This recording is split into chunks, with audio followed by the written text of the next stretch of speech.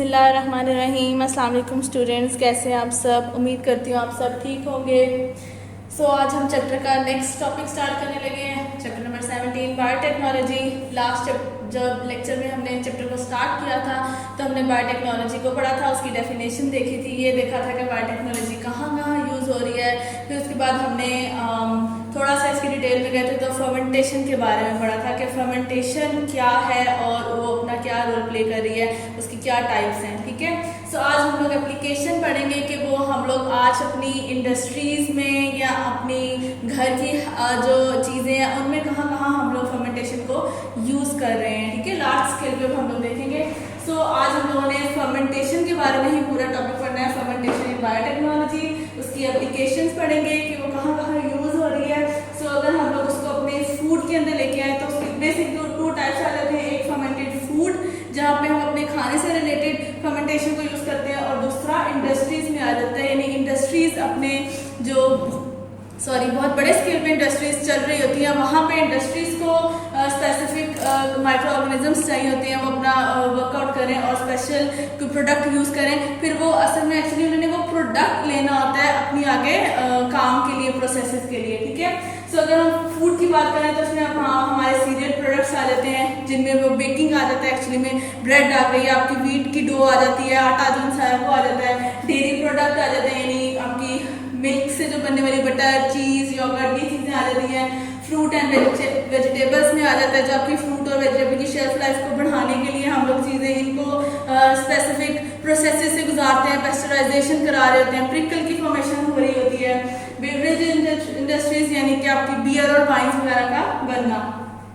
Then industrial products में आ जाता है तो उसमें हम लोग माइक्रो ऑर्गेनिजम्स को लेके फॉर्मिक एसिड बनाते हैं, एथेनॉल, ग्लाइसरॉल, एक्रेलिक एसिड बनाते हैं।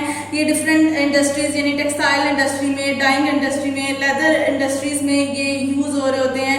प्लास्टिक इंडस्ट्री आ गई, पेंटिंग इंडस्ट्री आ गई, यानी बहुत सारी डिफरेंट इंडस्ट्रीज। अब हम आगे जब बुक से पढ़ेंगे तो आपको इनकी वो इंडस्ट्रीज भी पता चल जाएंगे कि कौन कौन सी इंडस्ट्री में ये यहाँ कहाँ कहाँ यूज़ हो रहे हैं, उनका क्या काम है। फिर हम बात करेंगे फर्मेंटर की, कि ज़ाहिर है अगर हम ये सारा कुछ कर रहे हैं, है तो ये भी इंडस्ट्री ही, फूड इंडस्ट्री भी तो है ना। फूड की भी तो बहुत सारी इंडस्ट्रीज है जहाँ पे ब्रेड बनकर आ रही है पीछे से, जहाँ से चॉकलेट्स बन के आ रही हैं, आपकी कैंडीज बन रही हैं। इवन अगर आप दूध दही वाली बात करते हो तो दही जहाँ से बन के आ रहा है वो कहीं ना कहीं पीछे तो बेसिक आपकी इंडस्ट्रीज है ना। अगर हम इन दोनों इंडस्ट्रीज की बात करें तो ये बहुत लार्ज स्केल पे है। ठीक है, घर में जो हम दूध से दही बना रहे हैं वो एक छोटे से बाउल में बनाते हैं, या फिर अगर हम यीस्ट को बना के बेकिंग करा रहे हैं तो वो एक छोटे स्केल पे बना रहे हैं। तो अगर ये इतनी बड़ी इंडस्ट्रीज है तो ये तो छोटे छोटे बहुत कितने बाउल ले लेंगे, यहाँ कितना इनका काम हो जाएगा। इनको उस चीज़ के लिए बड़े बड़े कंटेनर्स की जरूरत पड़ती है, और उन कंटेनर्स को हम नाम देते हैं फर्मेंटर। ठीक है, फर्मेंटेशन से रिलेटेड है इसलिए हम उन कंटेनर्स को भी नाम दे देते हैं फर्मेंटर। अब फर्मेंटर क्या है? एक डिवाइस है, एक कंटेनर है जिसके अंदर फर्मेंटेशन का प्रोसेस चलता है। अब ये फर्मेंटेशन का प्रोसेस फर्मेंटर के अंदर दो तरीकों से होता है, एक आ जाता है बैच फर्मेंटेशन, एक आता है कॉन्टिन्यूस फर्मेंटेशन। आपको नेम ही उसके बता रहे हैं, बैच मतलब बैचेस में निकलना, ठीक है, कॉन्टिन्यूस मतलब साथ साथ निकलना। जो बैच फर्मेंटेशन का फर्मेंटर होता है वो कुछ इस तरह से होता है, यानी उसके अंदर हम रॉ मटेरियल डालते हैं, प्योर कल्चर बैक्टीरिया डालते हैं, उसको थोड़ा टाइम देते हैं, वो सारा टाइम के बाद वो उसमें जो भी वो मिक्सिंग होती है वो सब मिक्सिंग होती है, और एक टाइम के बाद यानी 2 घंटे का टाइमर सेट है, 4 घंटे का टाइमर सेट है, स्पेसिफिक हमने उसको pH दे दी, टेम्परेचर दे दिया, सब कुछ दे दिया। अब 4 घंटे के बाद हमारा प्रोडक्ट रेडी हो जाएगा और एट द एंड हम यहाँ से अपने प्रोडक्ट को निकाल लेंगे। ये तो हो गई बैच फर्मेंटेशन। जो कॉन्टिन्यूस फर्मेंटेशन है इसमें क्या आता है, हम ऊपर से साथ रॉ मटेरियल, प्योर कल्चर को साथ साथ डाल रहे होते हैं और नीचे से आपको थोड़ी थोड़ी देर बाद आप साथ साथ फर्मेंटेशन प्रोडक्ट को निकाल रहे होते हो। इसको कहते हैं continuous fermentation. Then last topic हम आज का पढ़ेंगे एडवांटेजेस ऑफ यूजिंग फर्मेंटर। कि फर्मेंटर हम यूज कर रहे हैं तो उसका हमारी लाइफ में क्या काम है, यानी अगर इंडस्ट्रियल स्केल पे हम फर्मेंटर को लेके जा रहे हैं तो उसने इंडस्ट्री को क्या ऐसा रोल प्ले किया है। तो पहली बात तो ये कि मैंने आपको पहले ही बता दिया था कि यहाँ पे इंडस्ट्रीज में लार्ज स्केल पर काम हो रहा होता है। जब लार्ज स्केल पे काम होता है तो उनको बड़े कंटेनर्स की जरूरत पड़ती है, इसलिए वो फर्मेंटर को यूज करते हैं। एंड सेकंड थिंग इज वहाँ पे टेम्परेचर मेंटेन करना होता है, pH मेंटेन करना होता है, जो कि हम घर में नहीं करते हैं। स्पेसिफिक फर्मेंटर में स्पेसिफिक टेम्परेचर pH मेंटेन हो जाती है। अब हम इस सबको बुक से पढ़ेंगे, आप बुक के पेज नंबर 144 पर आ जाएं। Let's start from the book fermentation in biotechnology. In the beginning, the meaning of fermentation process was the use of microorganisms for the production of food, for example, cheese, yogurt, fermented pickle and sausage, soya sauce, beverage, beer, wines and spirits.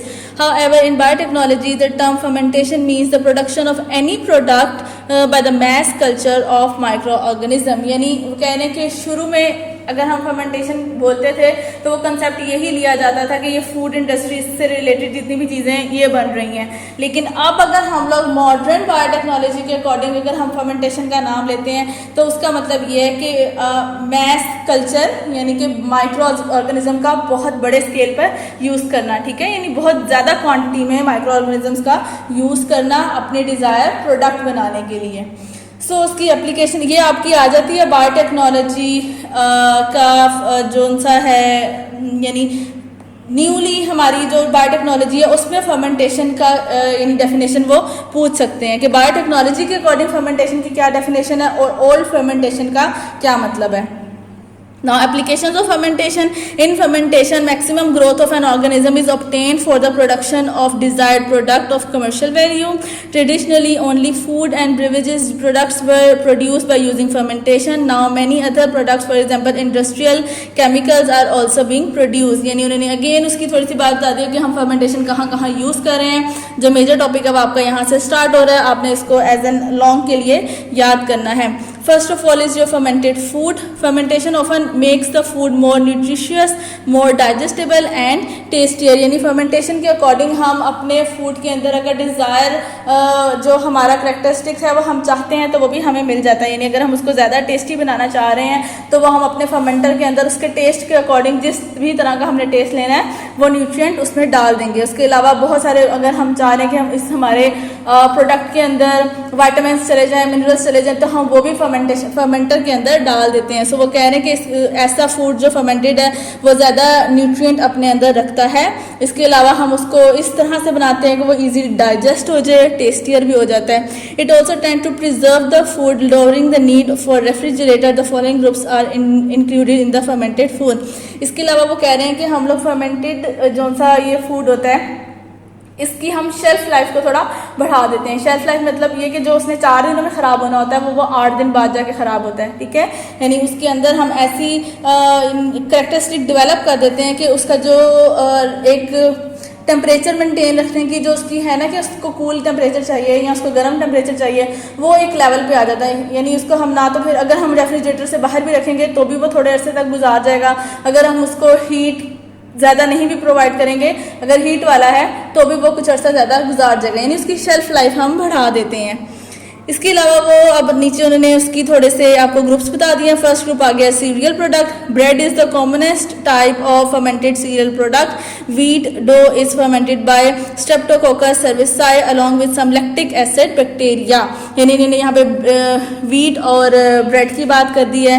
Dairy product और यहाँ पर उन्होंने specific आपको bacteria के नाम भी लेके बता दिए हैं। देन आ जाता है dairy product. Cheese and yogurt are important fermentation products.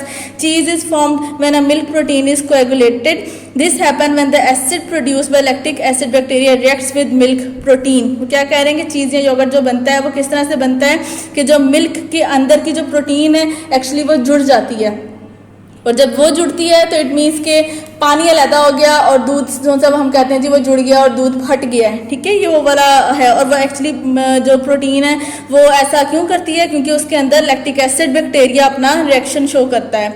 Yogurt is made from milk by different lactic acid bacteria, और जो योगर्ट का बनना है मिल्क से वो भी इन्हीं ही प्रोसेस से होता है। उसके ऊपर भी हमारी इन्वायरमेंट में बहुत सारे बैक्टीरिया प्रेजेंट है। सो लैक्टिक एसिड बैक्टीरिया भी है, स्ट्रेप्टोकोकस भी है, लैक्टोबैसिलस भी है, बहुत सारे बैक्टीरियाज हैं। सो वो बैक्टीरिया अपना जब एक्शन परफॉर्म करते हैं तो कन्वर्ट कर देते हैं आपके मिल्क को योगर्ट के अंदर।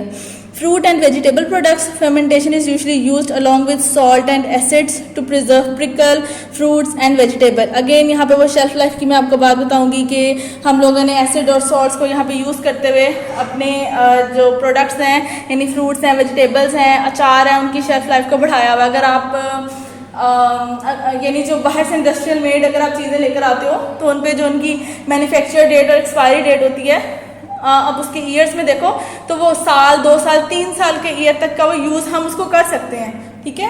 तो वो जो इतनी अरसे का वो यूजेज है, इसका मतलब ये कि उसकी शेल्फ लाइफ थोड़ी बढ़ गई है। वही चीज़ अगर हमने अपने घरों में बनाई हो ना तो वो 1 साल भी नहीं टिकती है, उसको कभी उल्ली लग रही है, कभी वो फंगस लग रही है, तो कभी उसमें से स्मेल आना शुरू हो जाती है, कुछ ना कुछ खराब हो जाता है उसमें।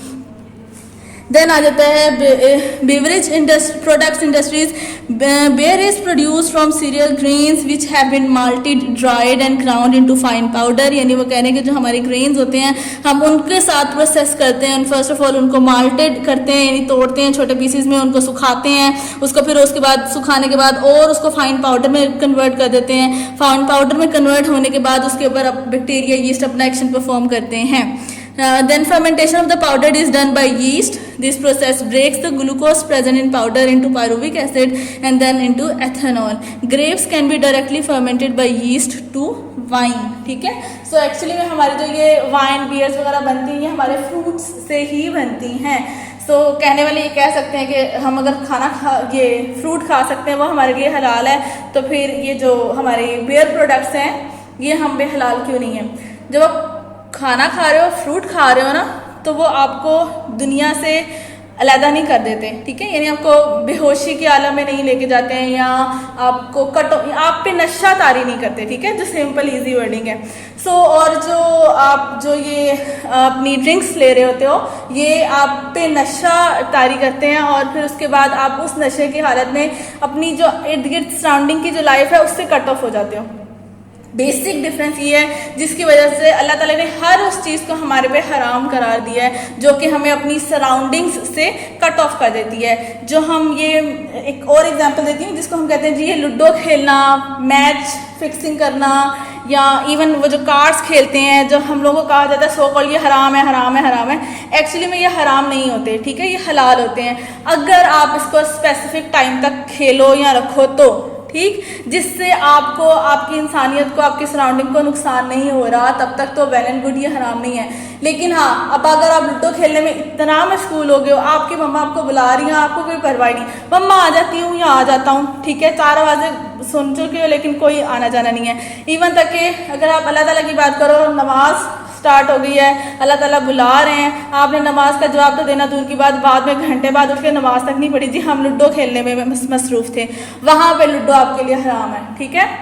इसी तरह बात आ जाती है आपके कार्ड्स पर भी। अगर वो कार्ड्स आप खेल रहे हो वेल एंड गुड, वो हराम नहीं है, ठीक है, लेकिन अगर आप इतने उसमें मसरूफ़ हो चुके हो, इतना उसके अंदर घुस चुके हो कि मम्मा पापा आवाज़ दे रहे हैं, बाहर कुछ मिसहैप हो गया है, अजान हो चुकी है, लेकिन आपको किसी की कोई परवाह नहीं, जी मैंने कार्ड्स खेलने हैं, मेरा पैसा लगा हुआ है, मैंने इसके ऊपर फिक्स किया हुआ है अपना, मैंने ये खेलना है, मैंने ये जीतना है, तो वो इस केस में वो भी हराम हो जाता है। क्रिकेट खेलना, फुटबॉल खेलना, ये सब खेलना भी हराम नहीं है, लेकिन जब आप इसको कर देते हो ना, यानी इस हद तक इस लेवल तक आप इसको ले जाते हो, फिर आपको दुनिया की परवाह नहीं रहती है, तब वो चीज़ हराम है। हर वो चीज़ हराम है जब वो आपको दुनिया से दूर कर देती है। इसी तरह अगर मैं मेडिसिन की भी बात करूँ ना, तो एक कफ सिरप पीना गुनाह नहीं है, हराम नहीं है, ठीक है, क्योंकि वो आपकी बॉडी को ठीक कर रही है। लेकिन अगर वही कप सिरप की बोतल आप पूरी की पूरी एक ही टाइम पे पी जाते हो, तो इट्स मीन कि उसने आपको 4-5 घंटे के लिए सुला दिया, ठीक है, इवन 24 घंटे के लिए समटाइम्स ले जाती हैं। वो जो नींद की गोलियां खा लो, एक खा ली, वेल एंड गुड, ठीक है, कोई बात नहीं, वो डॉक्टर ने प्रिस्क्राइब की हुई थी, आपको नींद नहीं आ रही, आपने एक टाइम लिमिट के लिए गुजार दिया, सोना ही है ना, आप दुनिया की वो जो एक सोशलिज्म लाइफ है आप उसको डिस्टर्ब नहीं कर रहे हो, ना ही आप खुद डिस्टर्ब हो रहे, इट्स ओके। लेकिन अगर आपने 7-8 गोलियां 10-12 गोलियां खा ली हैं, सारा दिन भी आप उसमें चले गए हो, देन वो सुसाइड के केस में आ जाता है। पहले वो गुनाह आपका ये आ जाता है, आप सारा दिन की नमाजें छोड़ते हो, अपने जो रिलेटिव्स हैं, जो रिलेशंस हैं, अम्मा अब्बा बहन भाई सबसे दूर हो जाते हो, उनको परेशान कर देते हो, तो वो सुसाइडल है, यानी वो गुनाह के उसमें आ जाता है, वो हराम चीज़ आ जाती है, ठीक है। सो ये भी उसी तरह ही है, हर चीज़ का बेनिफिट भी है और डिसएडवांटेज भी है, डिपेंड करता है आपने उस चीज़ को कैसे अपने लिए यूज़ करना है, ठीक। सो बात हमारी ग्रेप्स से हुई थी और कहाँ चली गई, लेकिन यस, थोड़ा थोड़ा ऐसे लेक्चर्स भी देना ज़रूरी होता है, इससे हमारा जो दीन और ईमान है ना वो थोड़ा थोड़ा ताज़ा होता रहता है। खैर, नेक्स्ट हमारा टॉपिक आ जाता है industrial products. The following are the important industrial products produced through the process of fermentation first is formic acid, then ethanol, glycerol, acrylic acid, ये आपने याद करने हैं। ऐसे ही ये प्रोडक्ट्स हैं, इनके ऊपर कौन सा माइक्रो ऑर्गेनिजम्स एक्ट कर रहे हैं। तो फॉर्मिक एसिड के ऊपर एस्पेरगिलस एक्ट कर रहा है, एथेनॉल के ऊपर सैक्रोमाइसीट एक्ट कर रहा है, ग्लाइसरॉल के ऊपर सैक्रोमाइसीट आ रहा है, एक्रेलिक एसिड के ऊपर बेसिलस। यानी अगर हम अपने फर्मेंटर के अंदर रॉ मटेरियल के साथ एस्पेरगिलस माइक्रो ऑर्गेनिज्म का एक मैस कल्चर डालेंगे तो हमें फॉर्मिक एसिड मिलेगा। अगर हम बेसिलस डालेंगे तो हमें एक्रेलिक एसिड मिलेगा। सैक्रोमाइसीट डालेंगे तो वो डिपेंड करता है इसके साथ रॉ मटेरियल कौन सा वाला डाला था, वो ग्लिसरॉल देगा या एथेनॉल देगा। ठीक है, इसके बाद ये आगे उनकी यूजेज बता रहे हैं कि फॉर्मिक एसिड कहाँ कहाँ यूज हो रहा है। Use in textile, dyeing, leather treatment, electroplating, rubber manufacture. Ethanol कहाँ यूज हो रहा है, use as solvent, use in the production of vinegar and beverages. Glycerol use as solvent, use in the production of plastics, cosmetics and soaps, use in printing, use as sweetener. Glycerol की तो medicine भी होती है, वो जो sucrose होती है, glycerol जिन जो शुगर पेशेंट्स होते हैं और उनको दी जाती हैं। ठीक है, वो छोटी छोटी गोल गोल सी गोलियां जो होती हैं। सो यहाँ पे वो स्वीटनर जो कह रहे हैं ना, यूज एज स्वीटनर, ये वो है। Then acrylic acid use in the production of plastics, तो आपने इसको भी याद करना है। देन आ जाता है, ये एमसीक्यूज के लिए, शॉर्ट के लिए पूछा जाता है। फर्मेंटर, यहाँ ये लॉन्ग आ जाता है आपका। Fermenter is a device that provides optimum environment to microorganism to grow into a biomass so that they can interact with the substrate forming the product. Fermentation is carried out in fermenters in the following two ways. So fermenter क्या है, एक device है, एक container है जिसके अंदर आप raw material डालते हो, वो बैक्टीरिया का या यीस्ट का जो भी माइक्रो ऑर्गेनिज्म है उसका कल्चर डालते हो। उसके बाद उसमें स्पेसिफिक उसकी एनवायरनमेंट के लिहाज से उसकी पीएच क्या है वो सेट करते हो, उसका टेम्परेचर क्या है वो सेट करते हो, कौन कौन से इनहिबिटर है या एंजाइम्स है जो डालने हैं जो नहीं डालने हैं वो चेक करके वो सेट करते हो और उसके बाद अपनी प्रोडक्ट लेते हो उनसे। Blue box, in fact the fermenter constitute the heart of any industrial fermentation process। यानी वो कह रहे हैं कि आजकल के दौर में अगर आपसे कहा जाए तो आपको मैं ये कह सकती हूँ कि जो फर्मेंटर है वो एक्चुअली आजकल हमारी इंडस्ट्रियल का यानी इंडस्ट्रीज़ का दिल है। जो भी इंडस्ट्री में चीज़ निकलती है, चाहे वो रॉ मटेरियल के तौर पे जा रही है या प्रोडक्ट के तौर पे जा रही है, उसको फर्मेंटर से पास होना ही पड़ता है किसी ना किसी वे में। ठीक है, तो इसलिए वो कह रहे हैं कि हम कह सकते हैं कि फर्मेंटर इस टाइम पे इंडस्ट्रियल प्रोसेसेस में हार्ट का रोल प्ले कर रहा है। Batch fermentation, in this process the tank of fermenter is filled with the raw material to be fermented. The temperature and pH for microbial fermentation is properly adjusted and nutritive supplements are added. यानी आपने इसके अंदर fermenter के अंदर सारा कुछ डाल दिया। वो क्या क्या डाल दिया, रॉ मटेरियल डाल दिया है, न्यूट्रिटिव सप्लीमेंट्स डाल दिए हैं, बैच माइक्रोबियल बैच डाल दिया है, उसकी पीएच सेट कर दिया, उसका टेम्परेचर सेट कर दिया, सब कुछ सेट कर दिया है और उसके बाद उसको स्टार्ट किया है। लेकिन यस, उससे स्टार्ट करने से पहले आपको हर बैच फर्मेंटेशन करने से पहले उस कंटेनर को अच्छे से साफ करना होगा, स्टेरिलाइज करना होगा ताकि उसके अंदर पहले वाला कोई रॉ मटेरियल प्रोडक्ट या फिर माइक्रोब ना रह गया हो। ठीक है, उसके बाद कह रहे हैं all the material is steam sterilise, यानी उसके बाद उस मटेरियल को भी उस मटेरियल को भी आपको एक तो स्टेरिलाइज यानी उससे पहले डालने से पहले आपको कंटेनर को स्टेरिलाइज करना है और उसके बाद जब आपने सारी चीज़ें डाल दी हैं तो उनको भी थोड़ी देर के लिए स्टीम स्टेरिलाइज करना है ताकि उनके अंदर भी कोई एक्स्ट्रा अगर कोई जर्म पार्टिकल, कोई डस्ट पार्टिकल या कोई अदर माइक्रोब है तो वो ख़त्म हो जाए। The pure culture of microorganism is added to fermenter from a separate vessel. Fermentation proceeds and after the proper time the content of fermenter are taken out. Fermenter is cleaned and the process is repeated. Thus fermentation is a discontinuous process divided into batches. उसके बाद वो again वही बात करें कि आपने बार बार एक एक प्रोडक्ट एक एक रॉ मटेरियल डाला, उसको स्टीम स्टेरिलाइज कर लिया, एट द एंड आपने जो माइक्रोबियल कल्चर था वो डाला, फर्मेंटेशन के प्रोसेस को कंटिन्यू कर दिया। कंटिन्यू करने के बाद एक टाइम तक वो हुआ और उसके बाद उसने जो भी एक प्रॉपर प्रोडक्ट देना था वो प्रोडक्ट दिया, आपने वो प्रोडक्ट उसमें से निकाल लिया। अगेन अगर आपने सेम प्रोडक्ट ही डालना है तो अगेन आपको कंटेनर को धोने की ज़रूरत नहीं है, आपके वही रॉ मटेरियल्स हैं, वही प्रोडक्ट है, वही माइक्रोब है, तो आप उसको बार बार यूज़ कर सकते हो। लेकिन ये अगर अब आपने सपोज फॉर्मिक एसिड था वो आपने एक लार्ज टन में निकाल लिया, बैच बाय बैच आपने उसको 10 बैचेस लगाए और निकाल लिया। अब उसके बाद आप ग्लाइसरॉल का स्टार्ट करने लगे हो। सो ग्लाइसरॉल स्टार्ट करने से पहले आपको कंटेनर को वॉश करना पड़ेगा ताकि उसके उसके अंदर फॉर्मिक एसिड वाला प्रोडक्ट या रॉ मटेरियल या फिर माइक्रो ऑर्गेनिज्म ना रह गया हो। ठीक हो गया। सो वो कह रहे हैं कि हम बैच बाय बैच निकालते हैं, तो जो बैच फर्मेंटेशन है ये डिसकॉन्टिन्यूस प्रोसेस है, जबकि कॉन्टिन्यूस फर्मेंटेशन तो है continuous. Then continuous fermentation, in this process the substrate is added to fermenter continuously at a fixed rate. This maintains the microorganisms in growth phase. Fermentation products are taken out continuously. Blue box, the design and arrangement for continuous fermentation are more complex. वो कहने कि इसके fermenter का जो design है वो थोड़ा सा बैच फर्मेंटेशन के अकॉर्डिंग थोड़ा कॉम्प्लेक्स है, क्योंकि इसमें साथ साथ चीज़ें डल रही होती हैं, साथ साथ ही चीज़ें निकल भी रही होती हैं। सो इसलिए वो कहने कि इसमें थोड़ा सा कह लो कि कॉम्प्लेक्स तरीके से इसका जो फर्मेंटर है वो बना होता है। यहाँ पे तो आपके बहुत ईजी वे में दिखाए हुए हैं, आप ये नीचे देख सकते हो। ठीक है, ये भी अभी सिंपल है, ये भी इतने उस तरह से नहीं है, लेकिन इससे बड़े बड़े भी, बहुत बड़े बड़े भी होते हैं। यानी वो कह लो 3 बिल्डिंग्स बड़े, यानी आप स्टोरीज कह लो, फ्लोर बड़े बड़े आपके फर्मेंटर भी होते हैं, ये तो अभी भी छोटे हैं। ठीक, देन आ जाता है advantages of using fermenter. For each biotechnological process the environment provided to the organism must be monitored and controlled. Such a controlled environment is provided by fermenter. यानी अगेन मैंने आपको जो एनवायरनमेंट की बात की थी कि स्पेसिफिक टेम्परेचर, स्पेसिफिक पीएच जो मेंटेनेंस है वो हम घर में नहीं कर सकते हैं। सो लार्ज स्केल पे वैसे भी करने के लिए हमें फर्मेंटर की ज़रूरत पड़ती है, क्योंकि फर्मेंटर के अंदर देखेंगे, ठीक है। सो कॉम्प्लेक्स फर्मेंटर होते हैं, उनमें टेम्परेचर सेट करने वाला भी थर्मामीटर लगा होता है, पीएच मेंटेन करने वाला भी इंडिकेटर वहाँ लगा होता है। सो वो हमें बार बार उसकी रीडिंग देते रहते हैं कि अंदर फर्मेंटर के अंदर का टेम्परेचर इस टाइम पे क्या है, फर्मेंटर के अंदर पीएच स्केल क्या है, उसमें ऑक्सीजन कितनी है या चाहिए है या नहीं चाहिए है, कोई और एक्स्ट्रा कंटेंट तो नहीं, कोई गैस तो नहीं एक्स्ट्रा बन रही। So, a fermenter optimize the growth of the organism by controlling many factors like nutrient, oxygen, growth inhibitors, pH and temperature. A fermenter may hold several thousand liters of the growth medium. So, fermenter allow the production of material in bulk quantities. यानी वहाँ पे हम एक ही time पे बहुत ज़्यादा quantity में भी फर्मेंटर के थ्रू चीज़ें निकाल सकते हैं।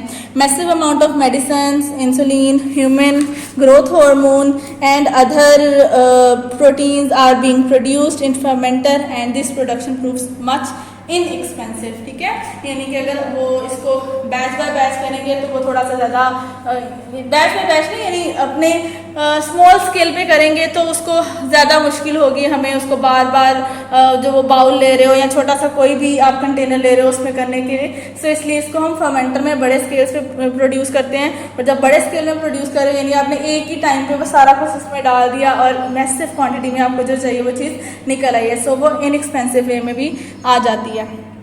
नाउ आपका फर्मेंटर वाला लॉन्ग टॉपिक आ जाता है, आपने इसको भी याद करना है, और ये भी लॉन्ग आ जाता है सीरियल, ये फर्मेंटेड फूड कौन से हैं या फिर ये इंडस्ट्रियल प्रोडक्ट्स कौन से हैं। सो आज का जो आपका टॉपिक है ये लॉन्ग के लिहाज से है, आपने इसको लॉन्ग के लिहाज से ही याद करना है और याद करके लिखना भी है, डायग्राम्स को भी आपने बनाना है।